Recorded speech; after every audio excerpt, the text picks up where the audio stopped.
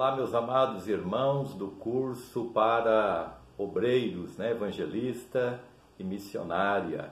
Aqui é o pastor Wellington Barci para mais um encontro que é feito em 2 vídeos de 20 minutos em média cada.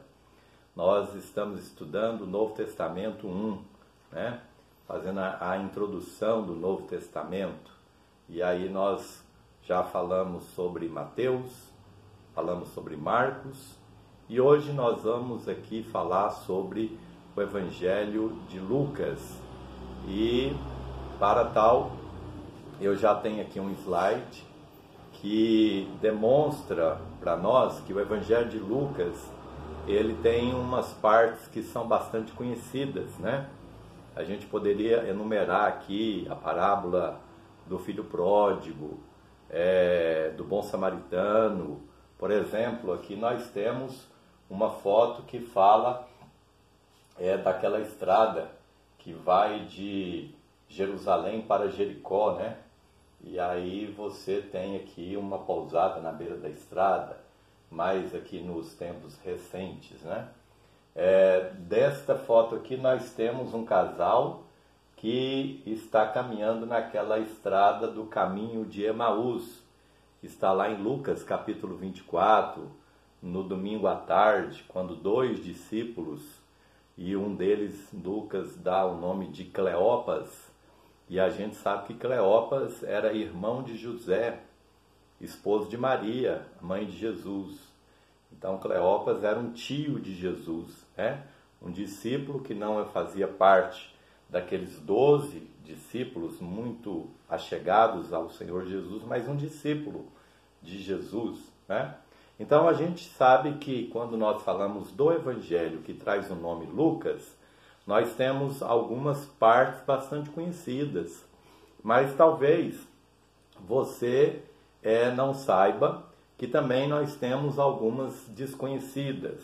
Por exemplo, Lucas fala de sal, E nós estamos muito familiarizados com quando Mateus fala do sal, e a gente lembra do uso na cozinha como elemento para preservar o sal ou para dar sabor. Mas Lucas está no seu evangelho falando do sal daquele lá do Mar Morto, que era um sal tanto para fertilizar ou para desinfetar. Era usado nas residências, para desinfetar ali os toaletes, ok? Então isso talvez nós não sabíamos, do Evangelho de Lucas. Há algumas referências de Lucas que você também talvez não lembraria, talvez agora se eu as citasse, como por exemplo, diz que o aluno, ou na versão lá, o discípulo, se ele for bem ensinado pelo mestre, ele será como o seu mestre. Essa é uma referência que está lá em Lucas, Então, é um evangelho muito rico, é um evangelho extraordinário. Então, vamos falar um pouquinho sobre o autor, este único autor que não era judeu, Lucas, ele era um grego, uma pessoa que nasceu na Antioquia da Síria, Ele era grego, dado a sua família, mas era um Ciro, Um território que antes foi dominado pelo Império Grego, e ali tinha uma cultura, a língua grega ainda dominava, E etc. e tal. Então, ele era gentio, e é o único autor sagrado, portanto, que não era judeu, Daqueles 40 que nós conhecemos. Lucas, ele é diferente de Mateus, porque Mateus, como judeu, nós sabemos que do Antigo para o Novo Testamento houve um período de silêncio, e nesse período de silêncio o judeu ele não falava o nome de Deus, Quando ia falar em Deus, falava os céus, que os céus te abençoe. Mateus no Evangelho usa a palavra não a palavra Deus, mas fala de reino dos céus e assim por diante. Lucas não tinha isso. Ele falava reino de Deus mesmo, né? Ele, judeu. Médico, nós somos sabedor disso, porque Paulo o chama de médico, né? E é interessante que Deus usa um médico para falar, por exemplo, do nascimento virginal de Jesus, né? Geralmente os médicos eles são um pouco incrédulos quanto a aquilo que contraria o natural, né? Então Deus usa um médico para falar de algo sobrenatural. Bom, ele era um viajante, né? Lucas conhecia o mundo. Os evangelhos, quando fazem, por exemplo, referência ao Mar da Galileia, a gente sabe que o Mar da Galileia de fato não era um mar, era um lago. E Lucas é o único que chama ele de lago mesmo, né? Porque por mais que ele seja largo e extenso, né? Comprido, mas Lucas, que conhecia o mundo, não chamava aquilo lá de Mar da Galileia, né? Ele chamava mesmo de Lago de Tiberíades. Bom, Lucas, ele era um excelente escritor, tá? Eu quero colocar aqui um slide, por exemplo, que vai mostrar para nós a habilidade que Lucas ele tinha como um excelente escritor, ok? Por exemplo, a forma como ele coloca as parábolas lá no capítulo 15 e 16, né? Infelizmente, aqui nós temos um tema que segue, que vai passar do capítulo 15 e continuar o mesmo tema no capítulo 16. Eu digo infelizmente porque essa quebra de capítulos parece que ela não foi feita tão bem, né? Tão bem quanto deveria ter sido feito. Mas, olha só, a gente começa aqui, né? Conhecemos a passagem do filho pródigo. Aí eu coloquei aqui um ponto de interrogação, porque, na verdade, o pai que era pródigo, né? Não era o filho que era pródigo em esbanjar o que ele não deveria esbanjar, mas o pai é que esbanjava amor, esbanjava carinho, perdão, não é? Então, nós temos 2 filhos perdidos. Esse era o tema. 2 filhos de Deus perdidos. Aí a gente vai ver esse tema, por exemplo, começando no capítulo 15. A habilidade de Lucas em escrever. Nós temos aqui no capítulo 15, de 1 a 2, os publicanos vendo Jesus comendo com os fariseus, né? Jesus tratando bem aquelas pessoas marginalizadas, como os fariseus, que era chamado de pecadores, as mulheres que a sociedade também marginalizava e tal. Jesus aceitando, Jesus levando o evangelho, compartilhando o amor de Deus com elas.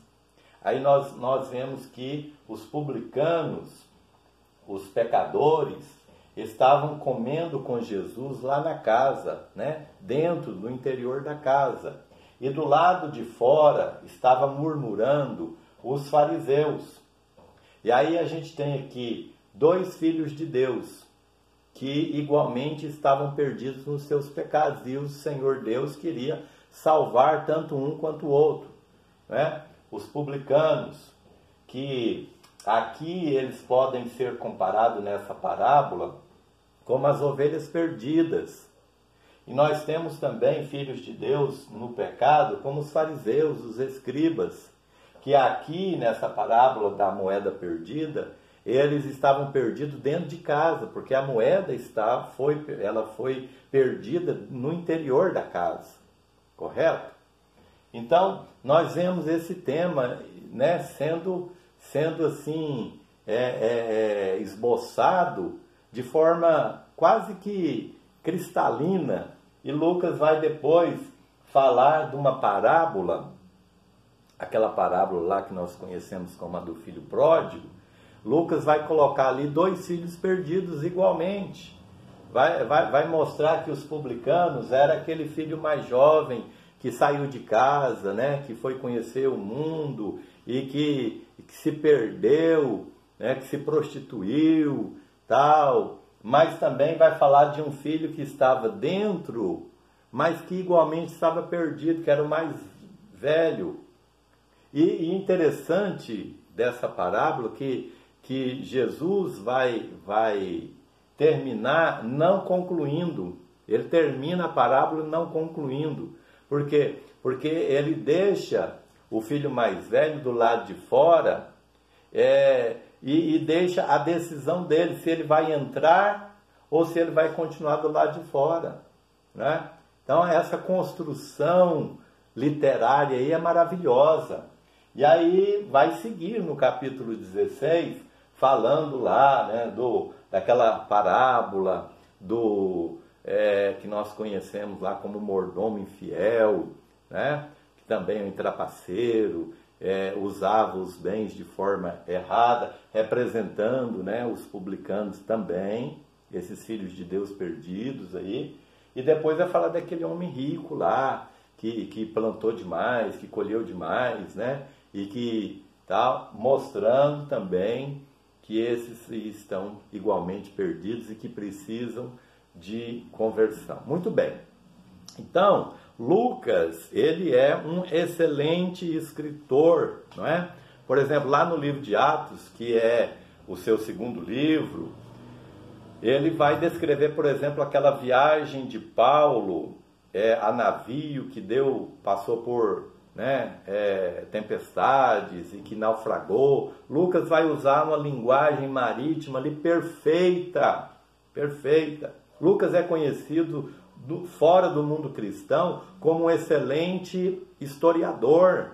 Olha, gentil, até agora, gentil, viajante, médico, que mais? Escritor, historiador. Por que historiador? Porque quando Lucas ele coloca o tema, ele vai escrever, ele amarra aquele assunto com datas, com acontecimentos, né? Por exemplo, ele vai dizer que quando a palavra de Deus veio a João Batista lá no deserto, quem era o imperador era Tibério. Quem era o governador da Judéia era Pôncio Pilatos. Aí ele vai amarrando, né, esses fatos históricos aí para dizer que aquela palavra ali aconteceu naquele período. Isso é algo extraordinário também, não é?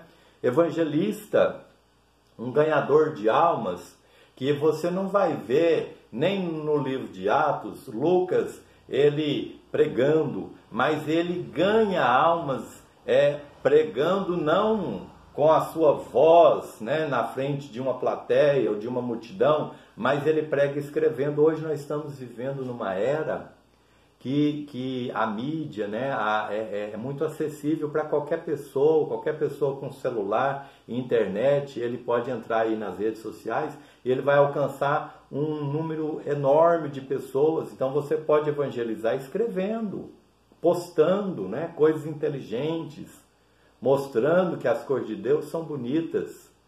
Então essa é uma forma de evangelizar. E Lucas foi um evangelista extraordinário. Glória a Deus. A gente tem muita coisa para falar de Lucas, mas aqui eu penso que nós já entendemos um pouco sobre o autor. Eu queria falar sobre para quem Lucas escreveu o Evangelho, né, nessa nossa parte aqui introdutória da nossa aula. A gente sabe que foi um homem chamado Teófilo. Mas quem foi Teófilo? Olha, eu quero chamar a sua atenção para o título deste homem, excelentíssimo, né? Esse é um título romano, para autoridades romanas. Talvez, e muito provavelmente, Teófilo foi um advogado ou um juiz, tá? Um advogado ou um juiz. Segue o meu raciocínio e eu quero que você pense comigo, veja se eu estou certo. Olha só, a intenção de Lucas escrever tanto o Evangelho quanto o livro de Atos, né, é um escrito só em 2 volumes. certo? Ele escreveu tanto o Evangelho como Atos para o mesmo leitor, esse excelentíssimo Teófilo, que eu disse aqui ser um juiz ou um advogado de defesa, tá? Qual que era a intenção de Lucas nisso aqui? O que Teófilo queria que Lucas escrevesse e desse para ele informação? Por quê? Bom, nós vamos terminar lá o livro de Atos dos Apóstolos com Paulo preso. Paulo estava lá em Roma preso e ele ia ser julgado, tá? Então, se Teófilo era um advogado de defesa ou um juiz, ele estava com o caso de Paulo nas suas mãos. Ele era uma autoridade romana. Então, Lucas precisava dar a esse homem, para defender Paulo, precisava dar a esse advogado ou esse juiz, precisava dar a informação de que Paulo não era um criminoso, de que as acusações foram feitas pelos judeus. Você deve lembrar, os judeus estavam acusando Paulo, não é? E aí, então, Lucas precisava mostrar que essas acusações eram infundadas. E ele faz isso de forma extraordinária, gente. Como? Bom, Lucas, ele vai escrever o Evangelho durante os 2 anos que o apóstolo Paulo ficou preso lá em Jerusalém, lá em Israel. Você lembra disso? Ele foi preso em Jerusalém, aí ele ficou numa cadeia lá na região de Cesareia, né? Marítima, numa cadeia lá, e ali durante 2 anos ele ficou preso, correto? É o que diz lá o Evangelho. E nesses 2 anos, então, Lucas vai aproveitar e vai escrever o Evangelho. Ele vai atrás de Maria, mãe de Jesus, ele vai atrás de Pedro, ele vai atrás de João, ele vai atrás daquelas testemunhas oculares, porque ele diz isso lá no começo, né? Que ele pesquisou, que ele foi atrás e que ele escreveu, não é? Então ele vai escrever o Evangelho de João e ele vai mostrar que a fé de Paulo era uma fé na pessoa de Jesus. Então por isso que ele vai escrever o Evangelho, ele vai contar a vida de Jesus.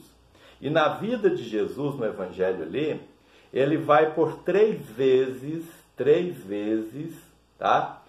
Quando Jesus foi julgado, também Jesus foi acusado pelos judeus, tá? Acusação dos judeus contra Jesus, e ele foi julgado por uma autoridade romana, Pôncio Pilatos, e por 3 vezes Pôncio Pilatos vai dizer: não vejo nele crime algum. Porque este Jesus é o objeto da fé de Paulo, é a pessoa em quem Paulo cria, que era, diante da lei romana, tido como um homem inocente. Ele morreu por causa da acusação infundada dos judeus, ok? Aí, no livro de Atos dos Apóstolos, Paulo vai ficar 2 anos presos lá em Roma. Ele estava preso lá em Cesareia, ele apelou para César, foi enviado para Roma, e lá em Roma ele ficou 2 anos também preso, aonde Lucas também vai ter a chance de escrever o livro de Atos dos Apóstolos. E o livro de Atos dos Apóstolos, por 3 vezes também, Lucas vai fazer referência a autoridades romanas, tá? Que disse a mesma coisa acerca de Paulo: não vejo nele crime nenhum de morte, não vejo nele, diante da lei romana, ele é inocente. E aí nós sabemos que Paulo, quando foi preso, levado lá em Roma, ficou lá 2 anos preso, ele foi libertado. Então, quer dizer, Lucas teve êxito, né, no seu intento em escrever aí o seu Evangelho e o livro de Atos. Então essa foi a intenção que Lucas escreveu tanto o Evangelho, que traz o seu nome, como o livro de Atos, para este homem chamado Teófilo, uma autoridade romana excelentíssima. Espero que você esteja acompanhando e entendendo a nossa primeira parte.